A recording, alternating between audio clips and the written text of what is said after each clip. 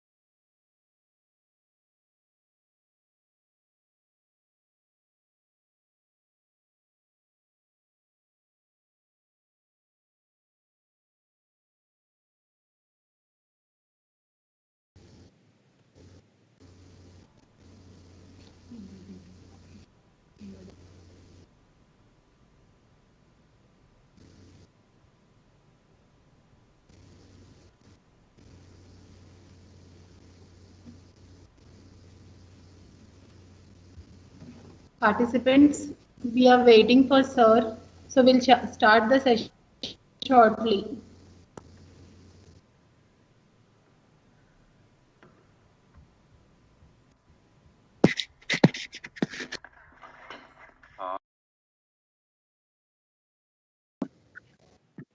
I hope you can hear me. Rajshekar here. Good afternoon, sir. Good afternoon, one and all. I would like to say big thanks for giving me the opportunity to give an introduction about Mr. Rajshekar sir.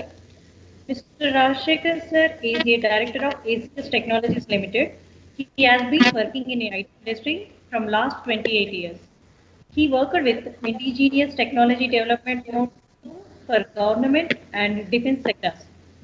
He delivered lectures in institutions like IIT Bombay, Chennai, IIT IIIT Hyderabad, HU, NIT Varangal, Raipur, IIT Bits Pilani, Hyderabad, and numerous other institutions. He shows interest in sharing knowledge in IoT, artificial intelligence, and new age technologies that are going to transform the world over the next decade. With this, I am handing over to Dr. Rashika sir to take forward the session. Uh, Thank you, madam. I hope my audio is clear to everybody. Yes, sir. Yes, sir. Okay. Just give me a minute. Let me share my screen.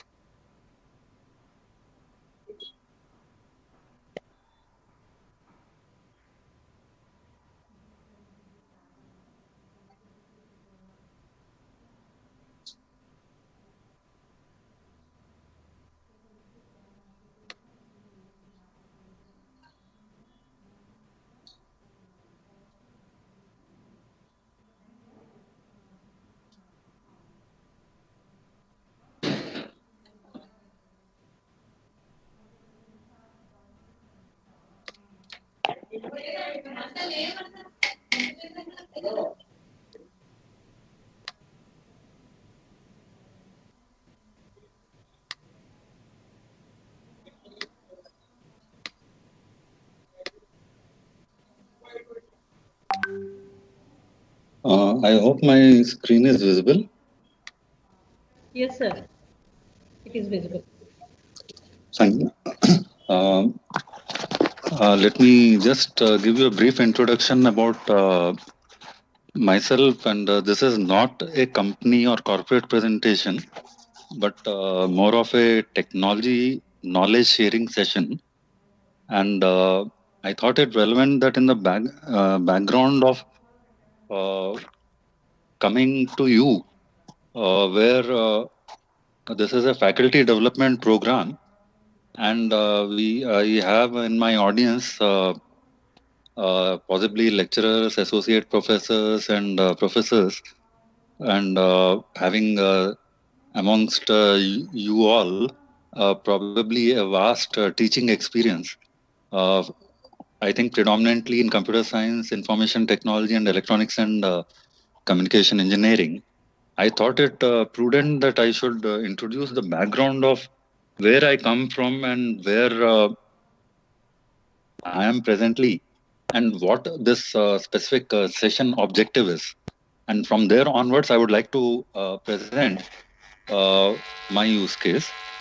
To put it in a nutshell, this session is primarily to share my experience as a 28 years experience technologist uh, with, I would say, IoT being a core of my expertise in the last 5 years in the civilian and commercial sectors. But IoT sensors and data communication networks and data analytics and data fusion and artificial intelligence have been a part of my experience, professional work, and background for more than 20 years. I come from a background where I'm a core computer scientist, and I started my career way back in 1992 with a company called Computer Vision Laboratories India Private Limited in Hyderabad. And I joined as a software engineer trainee. And after about 15 years, I was the chief technology officer and director systems of the company. And I worked with that company for 23 years. And then in January 2015, I left the company and then worked with a US based company, which was having its global delivery center in Hyderabad, where I was mainly. Let me tell you the background. When I say I'm a technologist, I'm a product specialist, I'm an ardent mathematician, and I'm mad about programming.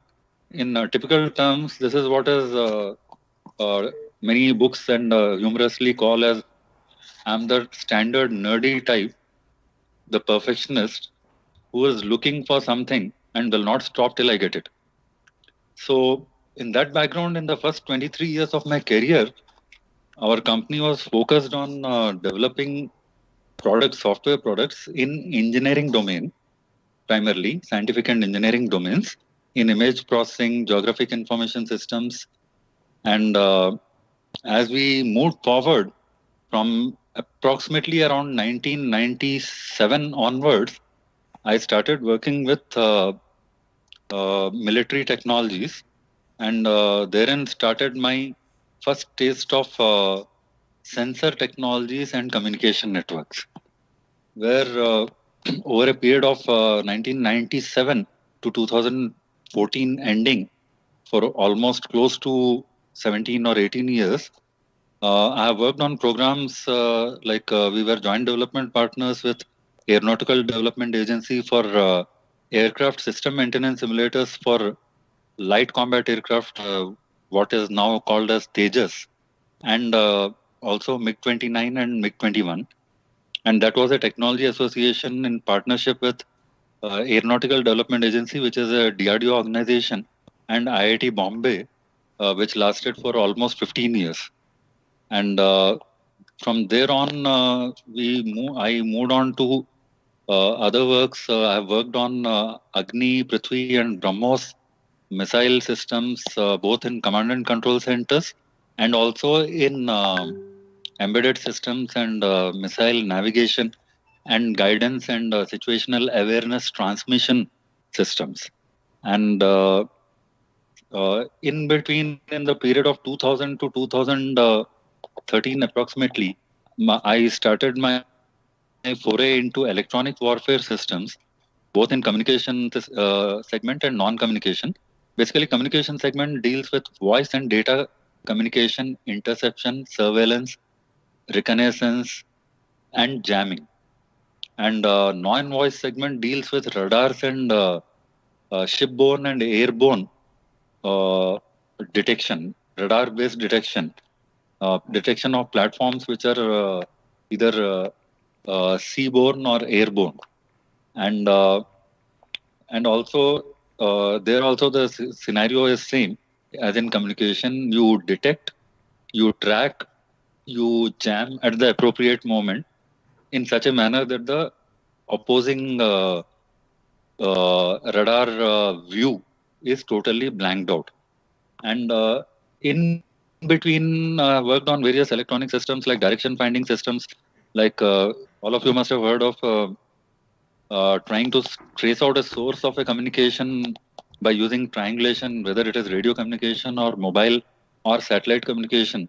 The method is same. You get 3 direction fixes from intercepting stations, and then in a 3D coordinate geometry on a geographical base, you fix the location on the earth of the transmitting station. So direction finding and location fixing stations, and then various receivers, scan receivers and fast tracking receivers and radar systems, narrowband and wideband radars. I had opportunity to work with Bharat Electronics and ECIL and Tech Mahindra Defense Division and L&T Strategic Electronics Division, which deals with defense projects, as a partner. And there we worked on for almost 17-18 years. My career was focused on sensors, getting data, analyzing the data, and taking a decision. And 2015 onwards, I decided to get, after working for only Indian companies, I decided to get a US-based company experience and worked as a global delivery head, handling a team of over 200 software engineers, about 130 in Hyderabad and 70 in client locations in various sites in US. And after 1.5 years, I left that and joined ACS Technologies. I won't go much into details of ACS Technologies, but it's a 40-year-old company, and ACS Technologies, again, like my first job, where I worked with various defense, government, and PSUs. ACS Technologies is also having in its client base 90% of its customers are Indian, and only in the last 3 years after I established an IoT vertical, we moved on to Middle East and Thailand operations.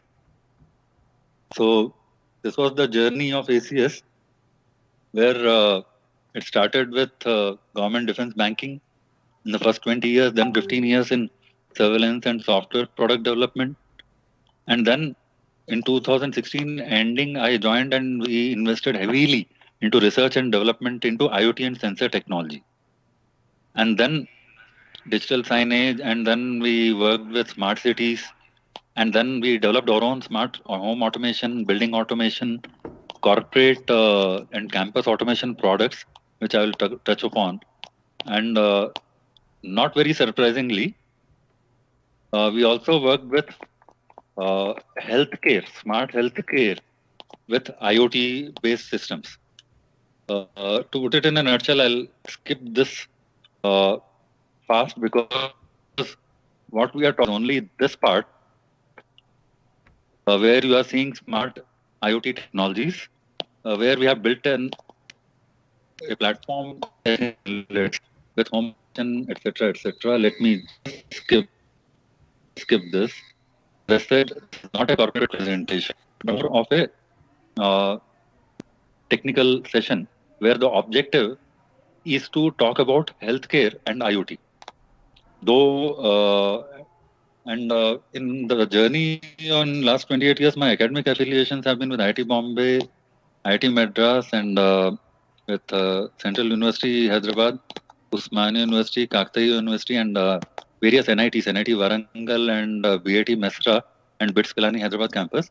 In the last 4 years, when I started this project, Athena, I started it as a industry and academic research collaboration. I would like to just touch upon what this particular project is about, because this is in the context of what we have achieved in the last 4 years, where I have personally guided and mentored over 200 students across 15 to 16 different institutions in projects for their BTech third year or BTech final year, or in certain cases MTech and research scholar projects, where we have collaborated with the professor community, always selecting the top ranked students. And in the last 4 years, this entire program of Athena has been zero cost for students. We have never charged students for anything. In fact, we have invested heavily in providing equipment, infrastructure, and guidance for building these solutions. So, where we started with and where we are probably is best summarized in this. We started way back in 2016 ending Athena Smart Analytics program, that time in collaboration with NIT Warangal, NIT Raipur, and BIT Mesra, and Geetam Hyderabad. And next year, Geetam Vishakhapatnam joined in, and then other colleges like NITS and Guru Nanak Institute Technical Campus. The core of the development was that my statement, because I had worked with military technologies in smart data analytics and artificial intelligence applied for military applications. IoT as a phenomena has started in 2000, but 2010. But by 2020, it has now pervaded everywhere, and in the next 5 years, you are probably going to see more and more people using mobile devices or laptops to control things across the internet.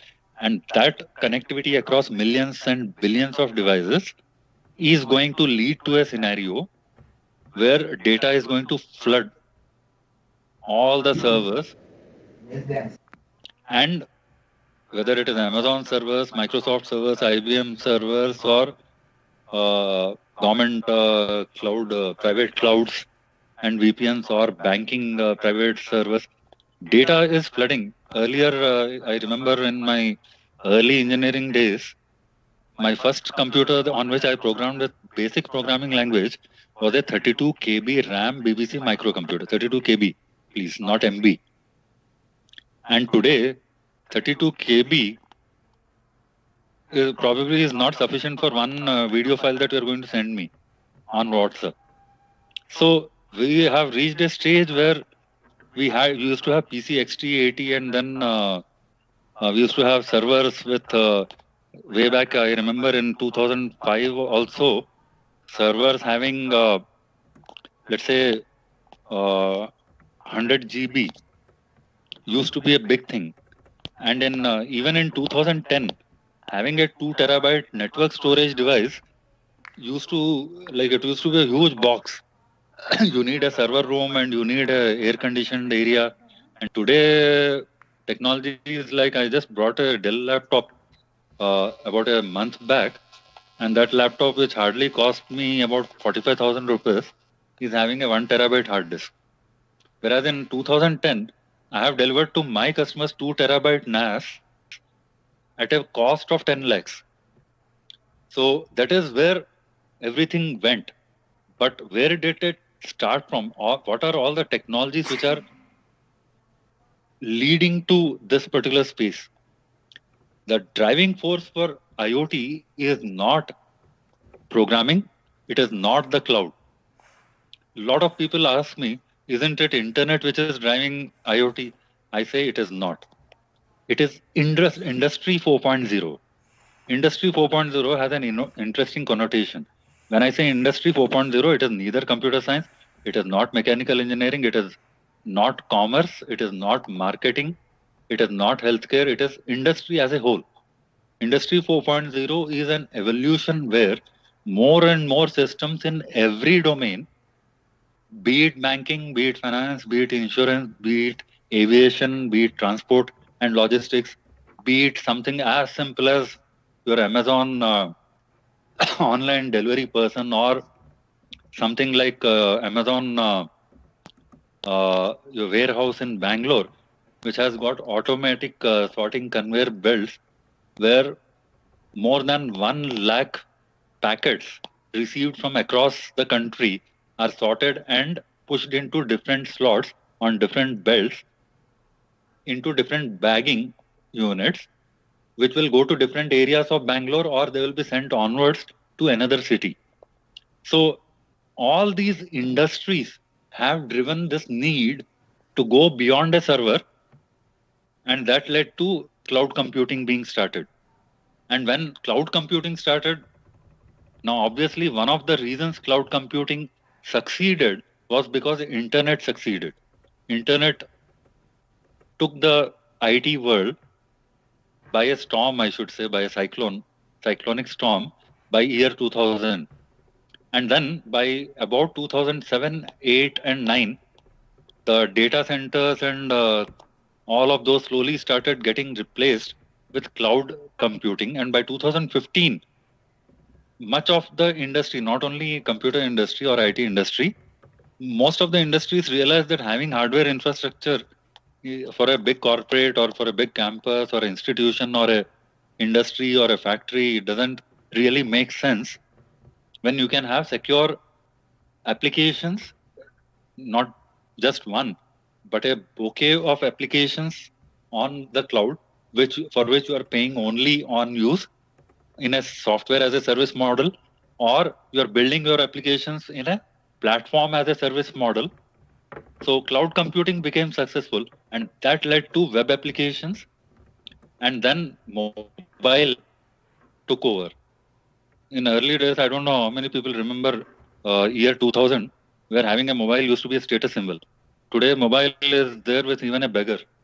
That is where the mobile revolution has gone. Now, I'm not trying to undermine the technology. Rather, I'm talking about the pervasiveness of technology. The communication technologies, starting with internet, all started with Ethernet, a single LAN connection between two computers. And then it went on to TCP/IP, a wide area connection. And then it went on to various communication technologies like GSM, GPRS. Originally, it was CDMA, and then GSM, GPRS. And suddenly, the power to communicate and the power to compute was in the hands of the ordinary man on the streets. Today, the mobile that your pan shop wala or your kirana store person or even your fruit thela vendor, the mobile that he is using is probably more powerful than the computers on which I originally did programming in. So that led to another strange behavior of machine to machine. Now, a lot of machines started connecting. It all started with old, and again, this is nothing new. Old SCADA systems, data acquisition systems, military technologies. Most of this IoT actually has evolved from military technologies of the bygone era, which became now available in the civilian and commercial domains. So machines started talking to machines. It started with cameras, and then it started with RFID or smart chips, or it started with your automation devices like environmental sensors, pollution sensors, and then your electrical energy measurement and remote monitoring systems. All that converged today to create a world where, let me just tell you, this is the genesis of IoT. Artificial intelligence was born in 1956 in Dartmouth College, where in the Dartmouth conference in 1956, Marvin Minsky and John McCarthy, they, along with two other senior scientists of IBM, they proposed that machines in future can become intelligent. Please remember, 1956, we are talking about 64 years back. And then I'm saying that it was reborn in 2011. By 1990s, mid 1990s, artificial intelligence actually almost died. It became a technology like a dinosaur. It almost died because people realized that with the servers, with the compute power they have, they are not able to go. They are creating stupid machines which are trying to act intelligent, which is actually mimicking human behavior. You know what human beings do? They may not be very intelligent, but they try to behave as if they are intelligent. So we ended up in mid 90s creating artificial intelligence systems which mimic this human behavior. They were not really intelligent, and that led to a fall in the study of AI as a whole for the next 10 years, between 1995 to 2005 or 2010. But somewhere around 2011, it was reborn, and the reason for that was 1999 Internet of Things. IoT was born, and this time it was born in MIT labs. And IoT also almost faded out because initial research in IoT, they thought that, see, if you read the original uh, work on IoT in 1999, it was done for Procter and Gamble. And Kevin Ashton, who proposed IoT, he was working in supply chain optimization, not in home automation, not in industry automation, not in aircraft automation, not in automatic cars, not in healthcare and robotic surgeries, nothing. He just wanted for Procter and Gamble, which is a retailer, which is an FMCG company. He wanted the supply chain optimization to be done through intelligent devices that his sales team would be carrying and his godowns will be having to know what is the stock. And from there, somewhere around 2005, 2006, IoT slowly died out, just like AI. The reason it died out was because people could not think of applications. And then in 2005, cloud computing came. And at the same time, IoT was reborn and AI was reborn. Now, today, if you see over the last decade, all these technologies, artificial intelligence, IoT, cloud computing, mobile computing, they have converged and merged into a single need, the need for ease, comfort, sustainability, and control all together. You are all faculty members, so I won't bother you with definition of IoT, but it is interesting to see that in 2005, IoT was defined as embedding short-range mobile transceivers into a wide array of gadgets and everyday items, enabling new form of communication between people and things, and between things themselves. This was in 2005. And where are we in 2020?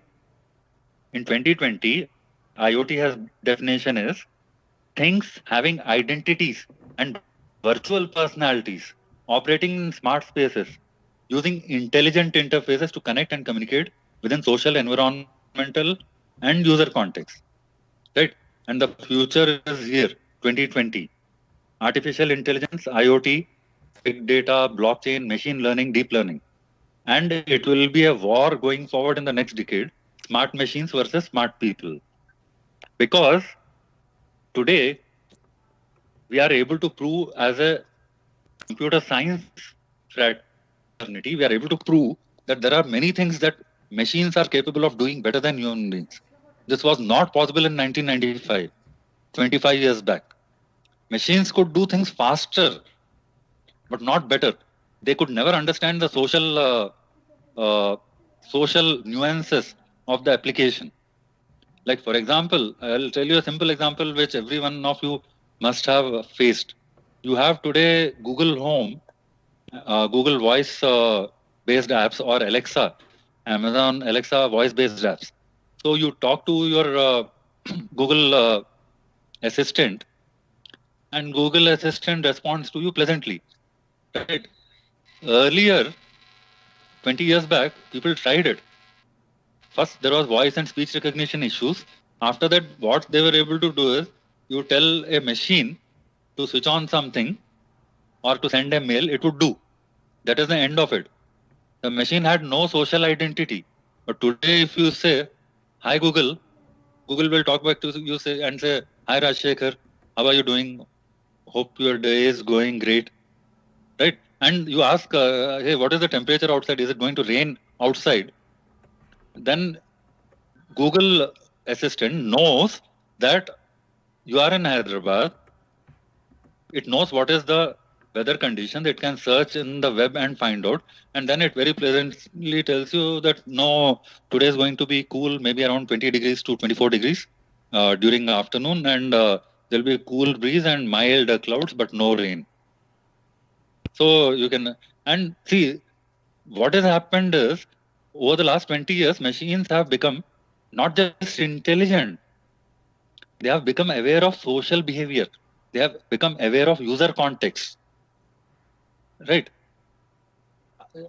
Now, user context, I'll tell you one example of a stupid programming and intelligent programming. Right. I did this work with a student group where I used Google Actions Console, and I programmed it saying that, asking it what is the temperature, and that my program responds back by voice saying, "How should I know? You find out yourself." And then I talk back to it and say, "You are stupid. Alexa is better than you." And then that my program responds back saying that Alexa is even more stupid than me. Right? Now, this is not intelligent programming. This is stupid programming. Whereas to the same batch of students, after 1 month, I told them how to do an intelligent programming. Because what happens is when people are using these kind of aids, machine aids for intelligent work, what happens is sooner or later the user will get frustrated. So, like for example, I have home automation systems. Our company is building home automation systems. So I'll tell it, "Hey, IoTech is the name of our company." So I tell my mobile, "Hey, IoTech, switch on the bedroom light." Right. Now, the first time I did it, it switched on. I've got let's say a 3-bedroom flat. It switched on in one of the bedrooms. It switched on in the bedroom where I'm not there. Right. Would you call it intelligent programming? No. I've not specified which bedroom. But intelligent programming and intelligent systems, IoT systems, use contextual knowledge. They understand where you are, what you are doing, who you are, what you like, what you don't like, what is your daily routine. So that is the intelligence I'm talking about. I'm not talking about a robo which is going to do exactly what it is told to do. I'm talking about intelligent systems, right? So now global markets and all, let's ignore it for the time being. But if you look at global markets, healthcare right now is somewhere at the bottom. Smart city, connected industry, building and connected cars and smart energy, they eat away over 55% of the IoT market share as on date. Right? And this is a McKinsey report that it will be $11.1 trillion potential impact in various sectors, whether it is in logistics and navigation, smart cities, smart vehicles, home automation, smart offices, security and energy, smart factories, operations and equipment optimizations, human health and fitness. Human health and fitness itself is going to be in next 5 years a $170 billion market as per the McKinsey report, which was just released recently. In healthcare, specifically coming to the specific agenda for our topic, which I will quickly cover, the kind of solutions which are going. Now, my aim here is not to teach you people who are actually teachers. You're already faculty. My aim as an industry professional is to bridge the gap between the academic circles and the industry. You as teachers and professors are mentoring hundreds and thousands of students across first year, second year, third year, final year engineering in electronics, electrical, IT, computer science, and other fields. And you have certain syllabus. And when they come out of engineering, they are going into an industry without knowing what industry is expecting from them. And that is where I'm trying to take this session, where we build this product. And this was built, let me tell you, 2017, we started this as a student, professors, and industry collaboration. Not only ACS Technologies, but we had 4 other IoT companies. One company was in vehicle tracking system. Another was a indigenous startup company started by 2 entrepreneurs who were just 26, 27 years old for smart street lighting system and so on. And within 1 year in this collaborative model, we ended up installing in Indian School of Business in NIT Raipur smart street lighting systems. And by 2018 ending, we decided to start another company itself, which is a 100% subsidiary. And we started building a smart analytics platform, which would interconnect our own IoT sensors and which would interconnect partner sensors. And then when we say tier 3 are end user applications. Integrated applications are tier 2. I'll come to examples of this. And tier 1 are enterprise, business enterprise applications. And as the last part of strategy where we are heading for in 2021 is that we are going to open this platform to global IoT developer community, whether it is to researchers, students, startups, SMEs, or enterprise companies. Build on our platform with the ready tools. Right now, what is Athena? It is an open IoT systems interconnect platform, whether it is smart water, energy, transport, advertising, intelligent homes, and so on. Right? We have capability to connect multiple sensor types. We have capability to connect to multiple communication protocols, network protocols, whether it is Zigbee, Wi-Fi, GSM, GPRS, LoRaWAN, and right now we are working on NB IoT. Of course, my original military technology experience was in radio frequency communications, which are used both by Homeland Security, that is police, and they are used by military forces. And now predominantly in military technologies, satellite communications. So your normal flat files or relational databases, no SQL databases, big data, and cloud database where you don't even know where your data is going. You only have an interface through which you are asking. Right? And multiple compute, cross-platform, mobile, PC, web app, cloud, or edge computing. Any kind of database. We ended up over the last 3.5 years building a platform agnostic, programming language agnostic, operating system agnostic, device agnostic, and sensor agnostic analytics platform, which understands only data. And what does it understand? It understands numbers, text, semantics, visual data, locational data, contextual data, on which our platform provides smart data analytics engine for decision support, rule engine, and expert system. Right? Now, if you see intelligent knowledge system, everything above it is only a method of getting input. My system is at this layer: knowledge, data analytics, and visualization. Right?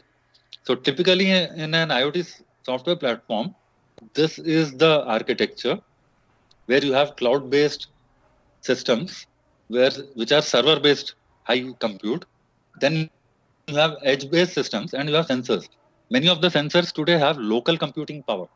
But if you talk about small sensors like environmental or switch control, electrical appliance controller, they don't have any local computing power other than small program which are embedding and dumping or updating onto their EEPROM. Then when you talk about cameras and intelligent cameras and surveillance and higher end IoT equipment, like say automatic car navigation systems, there you have local compute power because that is critical for them. Much of the processing, some of the processing is done locally, and then data is sent backwards to server for offline or non-real time processing. In between, in the last few years, edge computing has started off, where edge nodes assimilate data to pull up.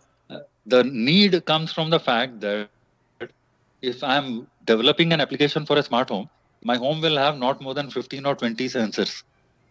I can directly send this, I can send this whole data to a central server and happily service not just one home, but maybe 10,000 homes or 1 lakh homes also using one or two servers in the cloud.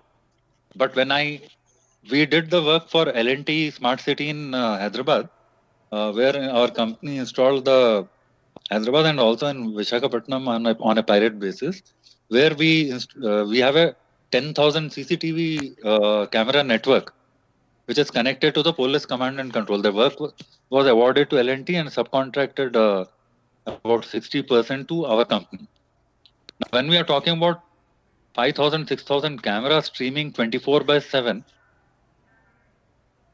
now what kind of analytics will you do? You will just stream to the server in command and control center. There will be 200, 300 people 24/7 who are looking continuously at the imagery. But is that an intelligent system? Answer is no. Why? If there is a traffic violation, red light jumping, will the system automatically detect? No, because the computing power I need at the server to manage data from 5,000 CCTV cameras, events like somebody, let's say there is a crash, there is an explosion, a sudden flare of light. These are visual recognition systems which are available. But to do it with one camera is fine, 10 cameras is fine. When it has to be done for 10,000 cameras, what do you do? And the same problem pervades when you go to smart energy systems. In a smart city, let's say you have got 1 lakh street lights, then which are sending their data, health data, on-off status and ambient light, and then you have got another 10,000 environmental sensors, and then you have your traffic light control sensors, and let's say garbage can IoT sensors to detect when the garbage cans are filled. So when we are talking about 5 lakh, 10 lakh sensors kind of thing, then edge computing comes into picture. You can't dump everything onto server. You'll never be able to do it. In a smart city kind of enterprise application, data, some part of the computing is done at the sensor, some part of it is done at the edge, and then edge data is consolidated via a node or a gateway to a cloud. So now let me just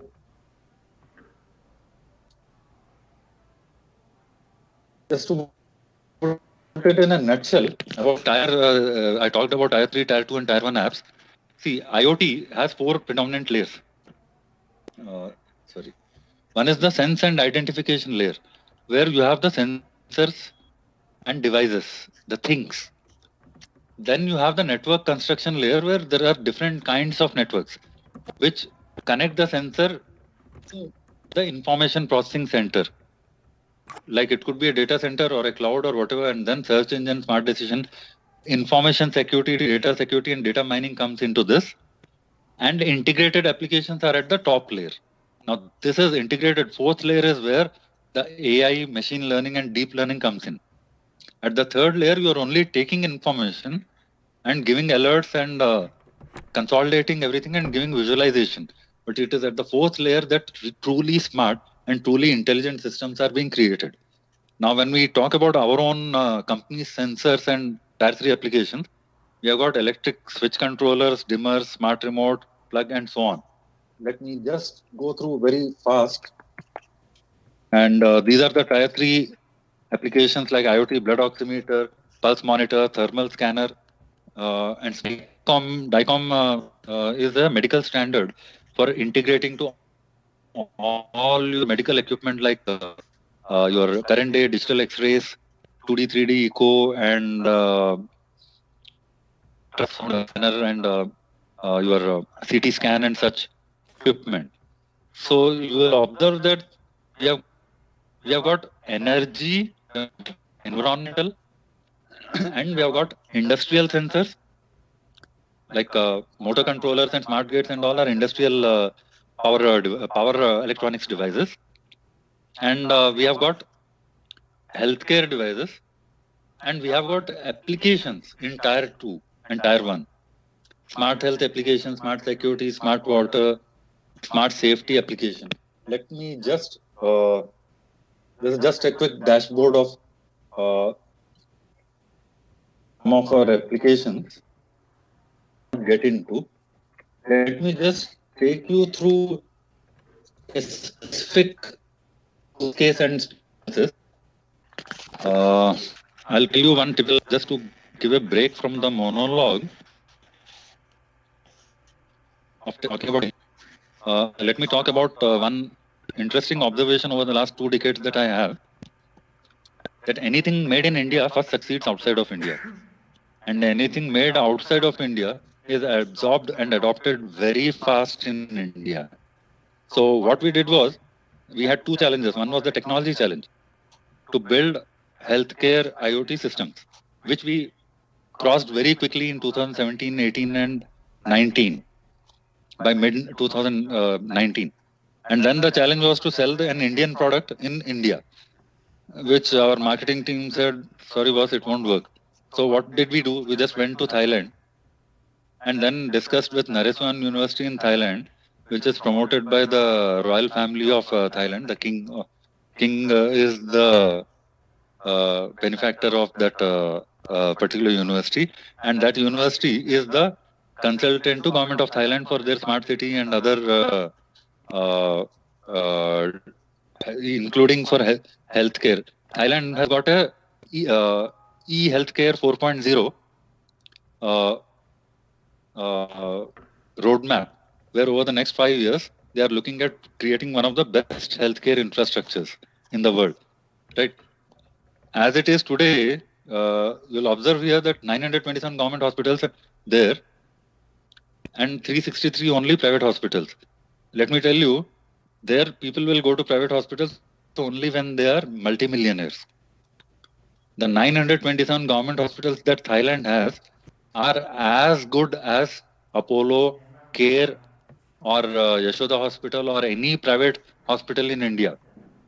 The government hospitals are so good in Thailand that people don't find the necessity to go to a private hospital. Private hospital only people go for very advanced medical problems. Also, you have to consider another factor, that 98% of the population of Thailand, the natives of Thailand, are covered under a medical insurance. That means they can walk into any hospital and take a free consultation, free treatment, free operation, surgery, whatever. They don't have to pay for anything unless they decide not to go to a government hospital, which, like, I'm sure you know, how many of you would go to Usmania government hospital for treatment of corona? You will probably go to Apollo, or you will go to Yashoda in India or in Hyderabad. But in Thailand, if somebody gets a corona, they don't look at private hospital. They go to the nearest government hospital, because their government hospitals are far better equipped than many of our private hospitals. Now, here, just look at the solution that we gave them. Now, let me tell you the context of IoT and integration with industry. When we talk about healthcare, we are talking about certain stakeholders. There is a hospital, there is a patient. Right? Let's say, in the first place, there is a human being for a healthcare, the first stakeholder. And for the human being, the health is the most important parameter. Now, the moment the health deteriorates, the human being becomes a patient. The moment he becomes a patient, he needs a service provider. Now those service providers are what? Who? Doctors, nurses, and other staff, either private or in a hospital or in a clinic. And then the other service providers are diagnostic labs and such. And then the other stakeholder in this are management, both in terms of government and in terms of hospital management. And then insurance and third party and government is also a stakeholder. Like you're all aware of insurance, Mediclaim and such things. You go to US or Europe or in Thailand, even government insurance covers that. And then there is public as a stakeholder. Why?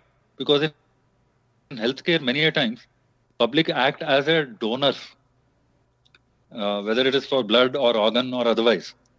So connecting all these people together is what you get as a standard hospital management system.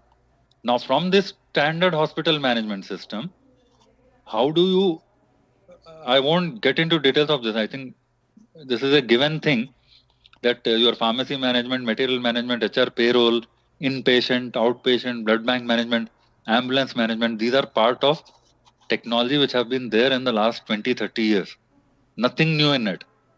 What changed is that in the last 10 years, almost every hospital and every clinic, small, reasonable sized clinic, they started getting equipment which is digital. And then telemedicine came into picture. Right? Now, telemedicine, we integrated with our partner, PeopleLink VC, PeopleLink Video Communications, who are awarded by Government of India as one of the top 5 teleconferencing tools in India, made in India. They have been awarded this national award. And there, they have deployed this teleconferencing solution not just for building applications like Zoom and Microsoft Teams and Google Meet. They used it for distant learning, for learning management systems, for distance education. They used it for rural healthcare, for providing healthcare to remote areas through the use of mobile vans and ambulances, which are mobile dispensaries, where doctors visit to various villages every day. They, for 1 or 2 days, they go to a village, do checkups, give medication, then move on to the next village and so on. They used it in a very strange way, which we offered to for home healthcare. You can today teleconsult with an ordinary mobile or a PC with your doctor. You can share audio, video, everything. But it doesn't stop there. Solution. If you see the entirety of IoT and healthcare and software technology converging together, due to paucity of time, I cannot show you live videos now, and I'm not sure whether the network bandwidth will permit, but I can show you live surgeries videos where the surgery was being done in a hospital in Bangalore, and the consulting doctors, specialists, some of them were in Hyderabad, and in between they were watching the surgery live, and they were guiding the team of on doctors. Now, how by not just taking video, but if you see, there will be multiple cameras which give multiple views of the operation theater. A close-up zoomed view of the surgical area, a general view of showing who is located where, because it's a team of doctors and nurses and assistants who are working together. And then there will be a third camera which probably is focusing on some other thing. Let's say it depends on the surgery. Let's say you are performing a particular surgery in the abdomen area where you have not given complete anesthetic, and you need to keep a watch on the patient's eyes to look at the dilation, to ensure that the patient is not